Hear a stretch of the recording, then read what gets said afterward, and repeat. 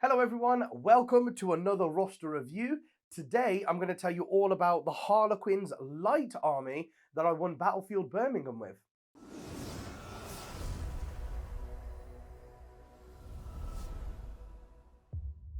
If you haven't already, guys, please hit that subscribe button, notifications bell in the corner over there so you know each time we release one of these videos.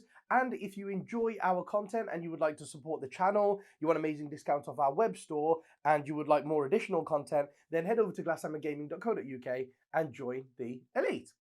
Right, guys, I want to start off just by saying a couple of things. I've done a couple of these roster reviews, and there's always some people that pop up and say, oh, that's the best army in the game. It's easy to win a tournament with that. So I just want to say a couple of things. The first thing is I don't do it because I'm gloating about winning a tournament. I do it because I'm like, this is the army that I won this tournament with, and for anybody that comes up against Harlequins that maybe hasn't played against them yet, or maybe hasn't played a super competitive build of them yet, you don't get caught out by things. At least you know what the Harlequins do. So I do it for that. I take them to an event. Of course, I am going to that event to try to win. So I'm going to take the best army that I possibly can. And yes, I think Harlequins at the moment are the best army in the game. They're like head and shoulders above most other armies. So yeah, but the purpose of the video is to explain to you guys how the army works, and then so and then you're more prepared when you go into a game against them. You know what they do, and you're not going to get caught out by as many things. And maybe we can have a look at a couple of ways we can tackle it a little bit easier. So first stage is the list. Let's have a look at looking at the list. So first thing to say is it's just one battalion. The whole thing fits in one light Secondaries battalion. Now, the reason I went for light is because the board, I'll go to Battlefield Birmingham quite a lot. It's a great event, great tournament, but I know the boards aren't particularly heavy. It's fairly light boards. There's a couple of nice ruins to hide behind, but only a couple. Like the rest of the board, you can. It's the kind of buildings where they're like a square. So if you get round a corner, you can see everything behind that ruin. So I went for light Secondaries because it lets me advance and then counter stationary when I shoot, which I think is a massive advantage. Being able to automatically go 22 with all of your boats and then shoot out of them as though you hadn't moved is a huge, huge benefit. So that's why I went for light Secondaries, and of course you have the transhuman hit rolls. You can only be hit on an unmodified hit roll of a 4, 5, or 6. That's also fantastic, especially when you've got Custodies with ballistic skill 2+ flying around the meta right now. So it's quite good to escape some of those salvo launchers and the Achilles Dreadnoughts flat 3 damage shots. So that's why we've gone light Secondaries. And then first of all, we have a Troop Master as a HQ in that battalion. That Troop Master's got 2 Warlord traits because you can give your Warlord 2 Warlord traits. He's got the Player of the Light, which means that he can heroically intervene 6 inches, and then he gets +1 attack and strength. Now, that doesn't seem that strong. The heroic intervention of 6 inches is just a nice utility to have. But the reason that we're taking it is because of the +1 attack and strength. So I'm going to explain that in just a second. Actually, yes, let's do that now. Let's skip to why. So the reason why you're taking that Warlord trait is because his relic is Shegrax Rose. And Shegrax Rose makes him Strength 5, AP -2, and flat 3 damage. But Strength 5, the difference between Strength 5 and Strength 6 is massive in the game right now. Just because the other armies that are competitive in the meta right now, you're going to play other Harlequins who have got a load of Toughness 5 boats and Toughness 3 troops. You then are going to play Tau, who've got loads of Toughness 5 Crisis battle suits. And you're going to play Custodies, who've got loads of Toughness 5 infantry and Toughness 6 bikes. So if you just take the Shegrax Rose, you wound the other people's boats and Crisis suits and Custodian infantry all on 4s, and you're wounding Virtus Praetors on 5s and Harlequins on 4s with the -1 to wound from shield from harm.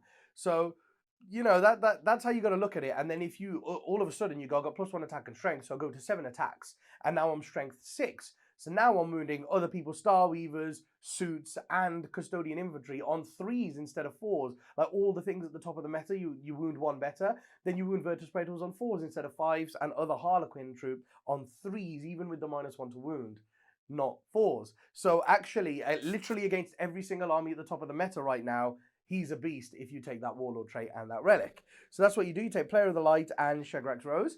And then the other thing that I've given him is a foot in the future. That's his second Warlord trait. That I think is like the best warlord trait in the book. It means every time he advances D3 plus 3 instead of D6. So he can go 12 inches minimum, you know, like with an advance. But then he's getting out of Star Weaver, so he's going like 15 inches minimum. And then when he charges, you add 6 to the roll. So you can declare a charge against someone that's just within 12 inches of you. And normally you have to roll an 11 to make that on 2 dice. But you can just roll a 5 on 2 dice total together and you add 6 to it, and that's an 11, and he's made the charge. So he's fantastic. That is him. That's what he does. Then we have a Shadow Seer, and he's got the Fractal Storm Warlord trait, so that you can't reroll hit wounds and damage rolls against him. That's just to keep him alive a little bit longer, because sometimes people can get like one guy closest to him and shoot him with a melter or something, and you're like, well, you're -1 to hit, and then you can't reroll the hit roll. Then you're -1 to wound, and you can't reroll the wound roll, and then you've got to try and roll a 5 on the damage with no reroll. So he's actually really reliable, and you can keep him alive for a lot longer that way. So that's what I did with him. The relic I went for him is the Shadow Stone. That again is the light specific relic, and it adds 3 inches to all of his aura abilities, so shield from harm, and then 3 inches to all of, and Mirror Architect, which is the thing I've paid to give him. And it also adds 3 inches to the effect of all of his psychic powers. So his Webway Dance power that I've given him for 6 up, feel no pain on every unit within 6 inches becomes 9 inches. So shield from harm goes to 9 inches. That Webway Dance goes to 9 inches, and then I've paid 25 points or 30 points, whichever one it is, to give him Mirror Architect, and that also is 9 inches. Now that means every unit within 9 inches, every unit, even boats, every unit within 9 inches, when they're targeted by an enemy unit, when measuring range from that enemy unit to them, you add 6 inches to the range. So that means if my opponent is 10 inches away from me and they shoot me, they actually count as being 16 inches away. So that means if they had 12-inch range flamers and they were 10 inches away from me, because they count as being 16 inches away, their flamers would actually be out of range instead of in range. So you can see how that would make a massive difference, especially when it's 6 whole inches. So that's my 2 HQs. Then I've got 5 units of 5 troop, and they're all armed exactly the same. I've got 1 Kiss, 1 Caress, and 1 Embrace in each unit. And the reason why I've got those in each unit is so that you can use the specific stratagem for each one on the entire unit. Then I've got 2 Fusion Pistols and 2 Neuro Disruptors in every unit as well, because it just adds the efficiency. And when their boats can move 22 inches automatically and they can shoot out as though they were stationary, the damage of them amplifies a lot more. So we have 5 units of those troops, and then we have 5 Star Weavers for them to go in. So all of these units are like really, really mobile, and the Star Weavers themselves have 6, strength 6, 2 damage shots each. And they're -1 normally, but if you roll a 6, they're -3. So that helps out a lot.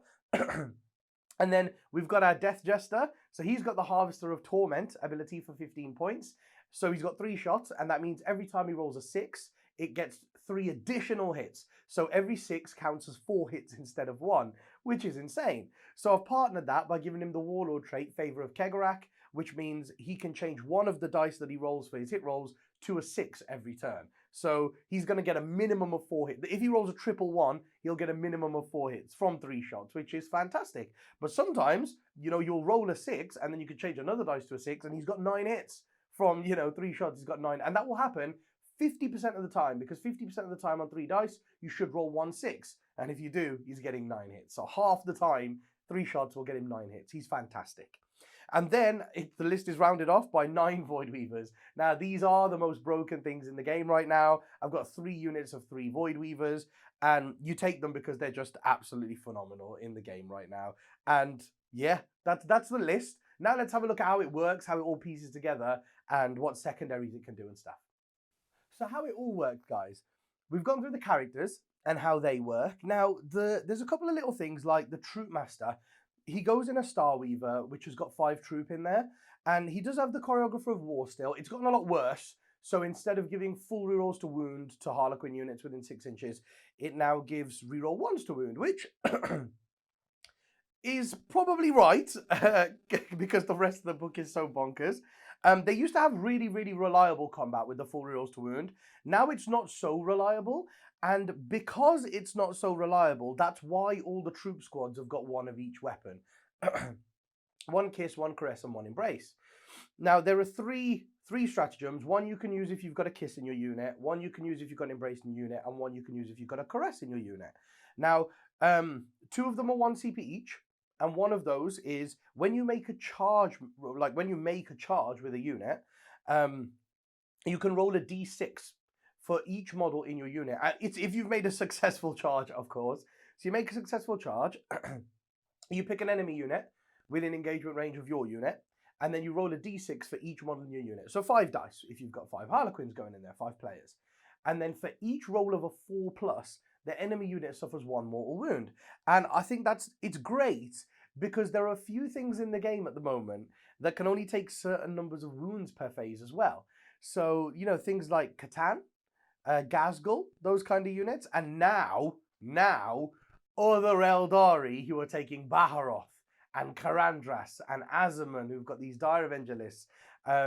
Those guys have got the Favored of Cain ability, I believe it's called, and that means they can only lose 3 wounds per phase. Now, like Baharoth has got 6 wounds, and Baharoth hits you and then like gets taken off the board and deployed somewhere else before you can hit him back. So Baharoth is an absolute monster, amazing utility unit, and if you can ever catch him, I caught him once at the tournament this weekend, but I just ran out of CPs by the time I caught him. And basically what you can do is like units like that, you run in and you go, right, I'm running 5 dice. I should roll 2, maybe 3, 4-ups. And if I do, you take 3 more wounds in the charge phase. And that's the key. It happens in the charge phase. So then in the fight phase, you can do 3 more wounds and kill units like, you know, the Phoenix Lords. So that's mainly why you take that. Just do some plink mortal wounds when you charge in. And then one of the other stratagems is also 1 CP. And that one means that every time you roll a 6 to wound in combat, that's a mortal wound as well. So when you've got 2 guys with blades in the squad, that's 10 attacks. And then you've got 3 guys with, you know, 1 kiss, 1 crest, 1 embrace. That's another 12 attacks. So you've got 22 attacks in the squad. You're hitting on 3s, which should average 15. And then if you average 15, you should get 2, maybe 3 6s when you roll your wound roll. So again, for 1 CP on the charge, you can do 2 to 3 mortal wounds. And then for 1 CP in the fight phase, you can do another 2 to 3 mortal wounds.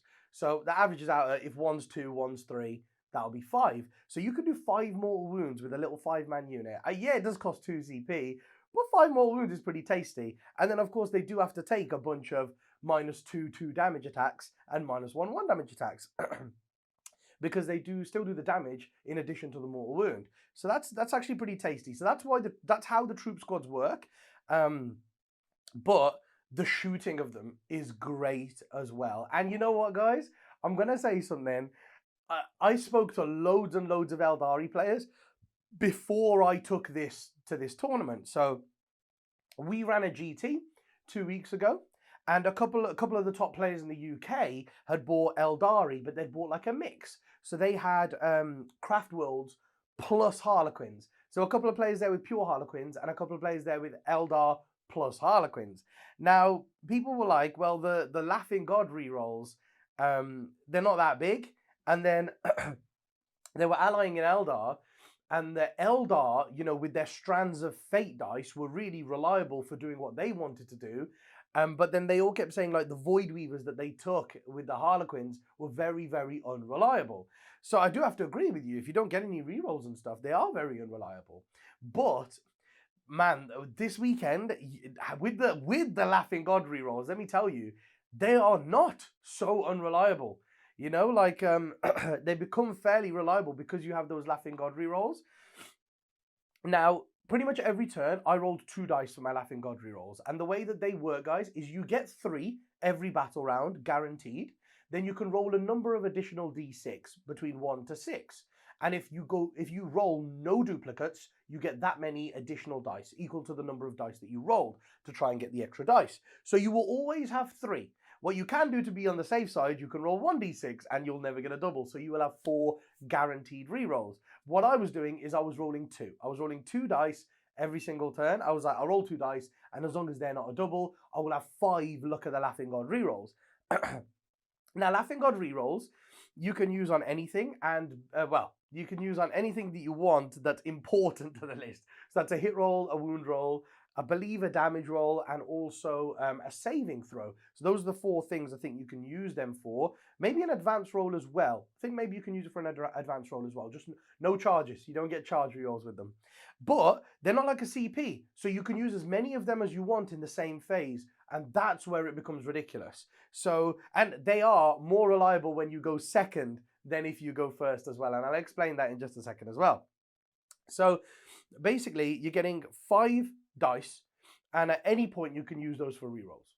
Now, if you've gone first, it's risky because when you shoot with them, you've got to remember, like all the Void Weavers, they hit on 3, and the troops, they hit on 3s, and they don't have any inbuilt rerolls.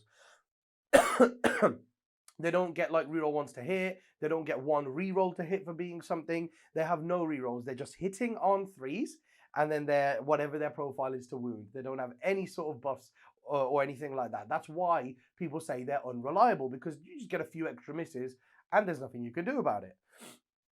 Now, if you've gone first, it's a little bit risky to re-roll some of those hit rolls or wound rolls to get them through, because you don't know how many of the re-rolls you're going to need for invulnerable saves when it comes to your opponent's turn.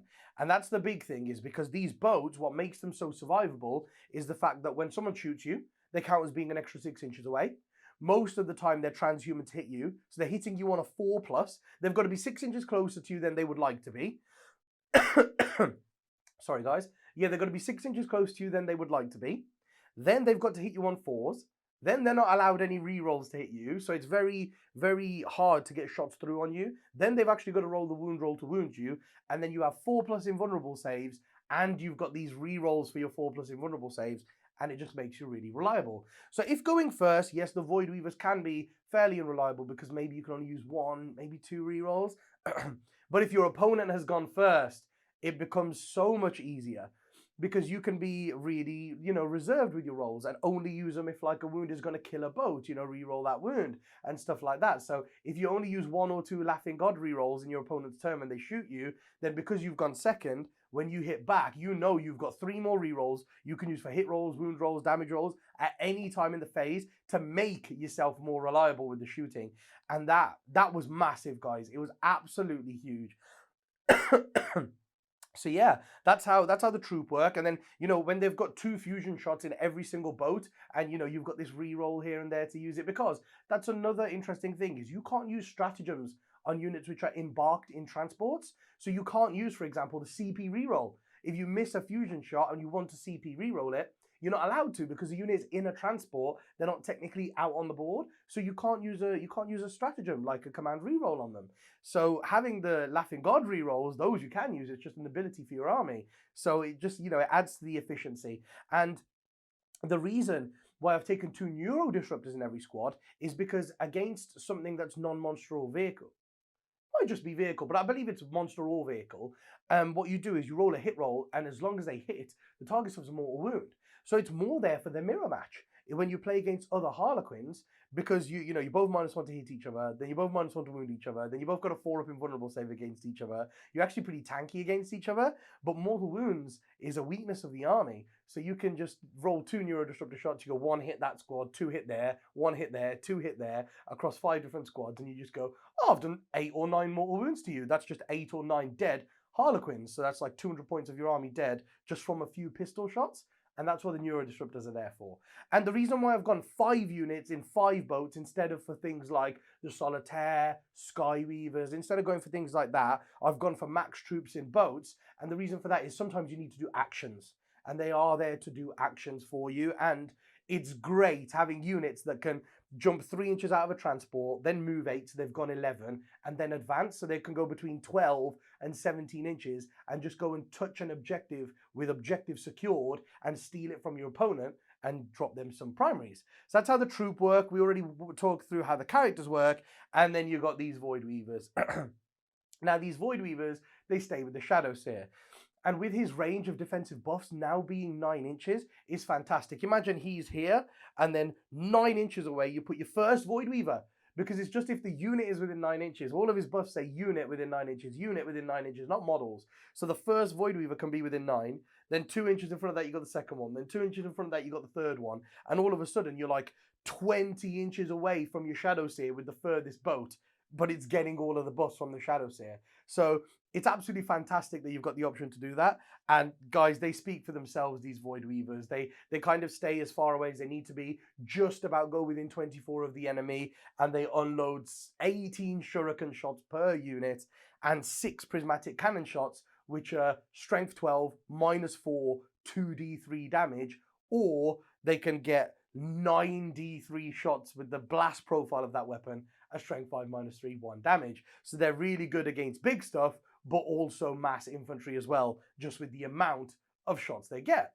And then for secondaries, you pretty much always take to the last, because it's the 3 units of 3 Void Weavers, and if somebody's killed all of them, they've probably won the game anyway, but you can normally get a good 10 points on that, just by, maybe even 15 sometimes, by keeping 1 Void Weaver. Like when you go down to 1 Void Weaver and it's damaged, you can run away with it, because it's really hard to kill units of 3 in one go. So you pretty much always take to the last. Then you pretty much always take Stranglehold as well. You can get to 3 objectives and shoot them off 1. That's like never really a problem either. So you can do Stranglehold, you can do to the last. And then the third one, I went for Warp Ritual in every game. And it works because you only have to do it for 3 turns of the game. And normally, because the army's got so much firepower in it, in the first 3 turns, you've normally wiped a large chunk of your opponent's army out. So if you concentrate on buffing turns 1 and 2 and shooting things away, then turns 3, 4, and 5, the Shadowseer can do Warp Ritual in the middle of the board, and you can spend 1 CP so you can still cast Webway Dance after doing an action, and he's still buffing people, but it becomes more reliable to stay alive in the middle of the board, turns 3, 4, 5, after your army's shot for 2 or 3 turns. And yeah, those 3 secondaries are pretty much fixed for me, and I chose them in every single game. So yeah, that's how the army works. Now let's have a look at maybe a few weaknesses, things that we could do to maybe have a slightly better game against it. I know they're the best army in the game, and there's not very many things you can do, but there are a couple of things. So yeah, guys, there aren't very many things you can do against it, but there are a few things. Now let's have a look at those. What can we do? So I think fast-moving OBSEC does hurt the list a little bit, because you know, you do have these stratagems in the Harlequins book where you can like heroically intervene 6 inches with any unit. So, you know, you might think, actually, if I go into this objective that troop are on, they're just going to heroically intervene me and maybe kill my OBSEC squad anyway, because fast-moving OBSEC squads are normally not extremely tough.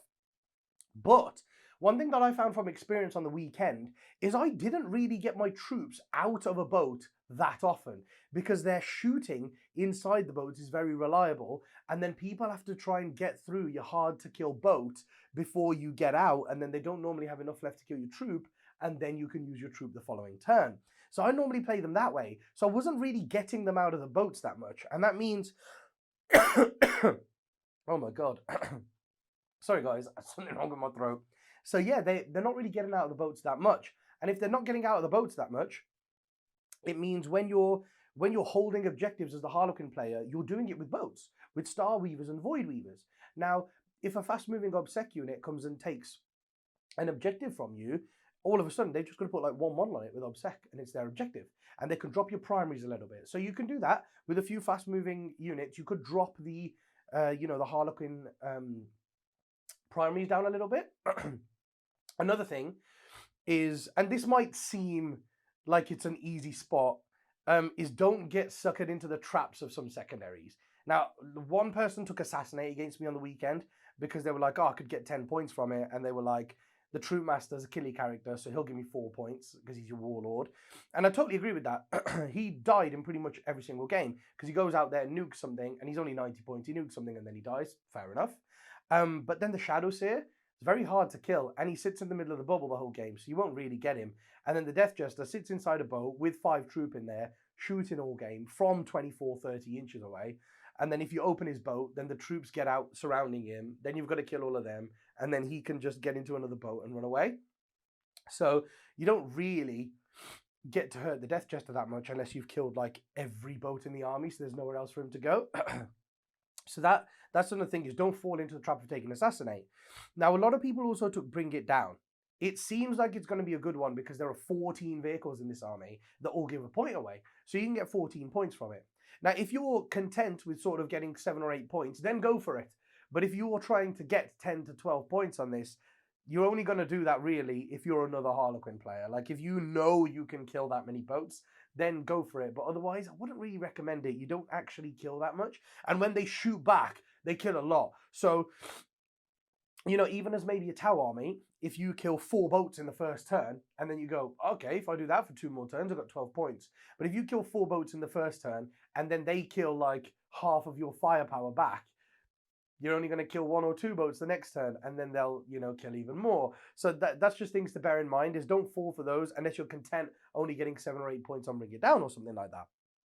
The next thing is Mortal Wounds.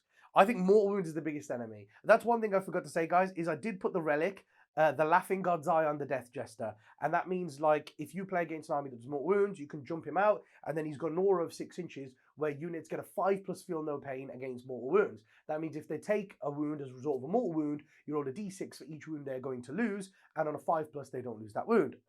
So they can shrug off a third of mortal wounds, but that's only because I've got that relic. I've not seen very many people taking that relic, and also it's on my Death Jester, so I don't really want to get him out of the boat, even if he can deny some mortal wounds. So he's normally sat in the boat a lot of the time. And yeah, the army does not like mortal wounds. It relies on the fact that, you know, it's -1 to hit or transhuman to hit. Then you can't reroll hit rolls. Then you've got to roll to wound. Then they've got a 4-up invent. It relies on its survivability, all those tricks and abilities to stay alive. And then you just go, take 7 mortal wounds. Oh, that's gotten through the fact that I need to hit you, the fact that I need to wound you, the fact that you've got to save. Goes through all of it. That's 7 mortal wounds. Take a Void Weaver and a little bit off the board. So that's the kind of thing you want to look at. Mortal wounds really hurt this army because every single Harlequin as well, they're still only 1 wound each, but they're like 18 to 23 points depending on how each one is kitted out. And you do a smite and roll a 5, and you go, that's 3 mortal wounds. You've just killed 60 points with 1 power. And, you know, I think armies like Thousand Sons, Grey Knights with their powers and stuff, if they kit them a little bit more to do mortal wounds, Admech with Wrath of Mars, all of these kind of things that can pump out mortal wounds, they will tear chunks out of the army. So mortal wounds is another big way of doing it. One other thing maybe is fast moving, reliably hitting combat. So by that I mean, like, for example, if you can tool things out to be like Space Wolf, Wolf Guard, maybe, things like that, like unit that can hit on 2s, so when they get into combat, they're still hitting on 3s, and then you go, right, 2/3 of my hits are still going to hit, but then every 6 is 3 hits on a unit like that, and then they've got full rerolls to wound, which you can't get rid of here, and they can do +1 to wound, so they wound your boats on 4s with full rerolls. Now, of course, you still got that 4-up invulnerable, so you are still very reliable against it. Things that ignore invulnerable saves are massive against this army. Like Be'lakor, for example. Be'lakor going into a unit of Void Weavers could quite easily just pick up 3 Void Weavers in 1 shot because he can ignore their invulnerable saves and he's D3+3 damage. So you want to look at things that can ignore invulnerable saves against this army. So those are just a couple of ways that I could think of that you can have a slightly better game against Harlequins. Now let's have a look at, if you're the Harlequin player and you wanted to change something about the list, what you could change. Now this list, guys, works really, really well. Like, it functions incredibly. It worked better than I thought it was going to work actually on the weekend. But if you wanted to make some modifications, and I have been thinking about making modifications to it, there are a couple of things that you can do. Now, the first one would be to drop 1 Star Weaver from the army, because I've got 5 units of troops in 5 transports. Now you can drop 1 transport, and you can keep four completely tooled up units in the loadout that I've got in those 4 Star Weavers. But then the 5th unit, you can drop some of the upgrades off them, like 2 upgrades, say. So you could drop, for example, the Kiss and the Caress you could drop. Keep the Embrace so that on the charge you can do mortal wounds, and then keep your 2 fusions and your 2 neuros so you can do some damage with ranged attacks. Drop the 2 other weapons in the squad, because you've got 4 units in 4 boats that can go and use those other stratagems. So you can drop those 2 upgrades on the squad, and that squad becomes 90 points then. And then you've dropped the Star Weaver, which is 80 points, and 10 points worth of upgrades. You've got another 90 points. So you can drop that 5th Star Weaver and get a 6th unit of troop in. And that unit can be tooled out the same as the other way. So both of them have got 1 Embrace, 2 Fusion Pistols, and 2 Neuro Disruptors in them. So you could do that, you know, and that gives you 4 boats with 4 units in to go out and do stuff, but then 2 little 5-man units to do actions with. And then you could start looking at things like Retrieve Noctarius data, and also like raise banners. So you can look at doing things like that with them. Then they're cheap objective holding units. They can still get up the board behind, you know, obscuring terrain. They do still move very, very quickly. Mirror of Minds, the second power I've got on my Shadow Seer, is not actually that big. He uses Webway Dance a lot of the time and then just like smites. So Mirror of Minds is okay. It's situational. So you could swap that for Twilight Pathways, and then one of the units that are on foot could move and advance and then move again. So they can move 16 plus D6 in a turn, so they can keep up with the units in the boats. So it's not actually that much of a loss losing one Star Weaver, swapping it for another troop unit, and it gives you some more options. So that's one thing you could do. And then the other thing you could do is, again, you could drop that one transport, drop a few more upgrades on that squad, so that one squad just becomes like a utility action unit and things like that. And then instead of the Star Weaver, you can put a Solitaire in. And a Solitaire is great because it gives you options in the mirror match. You can, for example, when he charges a unit of Void Weavers or something, you can blitz with him so he's got 10 attacks. Now that means he should averagely get like 7 hits against that unit. But then with those 7 hits, you can do like +1 damage, so he's flat 3 damage, and then because he's armed with a kiss, you can make him ignore invulnerable save. I believe it's a kiss. You can make him, or a caress, whichever one it is. He's armed with both, so you can make him ignore invulnerable saves on Void Weaver units. So he goes in there and he's -3 AP, and then he's flat 3 damage. So he's -3 2 damage, and then you make him -3 3 damage, and he's ignoring invulnerable saves. So he goes, oh, I've got 7 hits. That means I should average like 4 wounds on you, and I've got some Laughing God rerolls for the other ones. So if he rolls 6 wounds, which if you re-roll 2 of the Laughing God rerolls, he probably should. If he gets 6 wounds, he kills an entire unit of Void Weavers like that. So he's a 110-point model that can kill a 270-point unit in one shot. So I actually think I'm missing the Solitaire, and I would like to add him in for future events. So yeah, that is some modifications that you could make if you are the Harlequins player. Now, that's the roster review, guys. I hope it's really helpful for A, Harlequin players who are looking to play them at events, and also B, anybody that is going up against Harlequins. Hopefully you know a little bit more about some of the tricks they can do and stuff like that. If you have any other tricks to watch out for and things like that, please leave them in the comments below for everybody to learn, because this, the channel is all about learning and being one step ahead when you go to tournaments. And please, guys, if you've watched this far and you haven't already, hit the subscribe button, notifications bell, so you support the channel and you know every time one of our videos is released. And if you enjoy the content and you would like more additional content, amazing discounts off our web store, or if you like what we do here and you'd just like to support the channel, then please head over to glasshammergaming.co.uk and join the elite. And I'll see you next week with another roster review. Bye, guys. Edited Warhammer 40k battle reports, live stream Warhammer 40k games, meta-analysis, tournament reports. Hi guys, I'm Manny. I am one of the co-founders of Glasshammer Gaming. I'm one of the current top 5 ranked ITC players in the world, and I play for my international team, Team England, and we are the current reigning world champions. So we started Glasshammer Gaming at the start because we play a very high level, and we realized that a lot of content creators online were more narrative and not really focused on the competitive aspect of the game, and we thought it'd be really cool if we made battle reports, live streams and tactics videos to help players improve in their competitive game, and also for people who are looking to start getting into competitive play, help them along the way and give them some tips.